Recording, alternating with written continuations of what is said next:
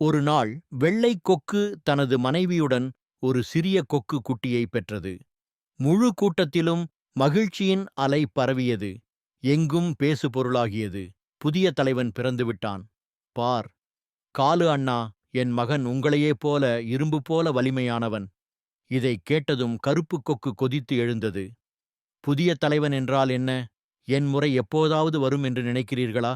இல்லை, நான் உயிரோடு இருக்கும்போது அது நடக்க விடமாட்டேன். அவன் தன் கூட்டத்தின் மிகப்பெரிய எதிரி ஜகீராவை சந்திக்க முடிவு செய்தான். இன்று அதிர்ஷ்டம் நமக்கு சாதகமாக இருக்கே. வேட்டை தானாகவே வந்துவிட்டது. சிரிப்பு. இன்று வேட்டை நான் இல்லை ஜகீரா. இன்று நான் ஒரு ஒப்பந்தத்துடன் வந்திருக்கிறேன். ஒப்பந்தமா? அல்லது உன் கடைசி மூச்சா? வெள்ளை கொக்கை வழியிலிருந்து அகற்றிவிடு.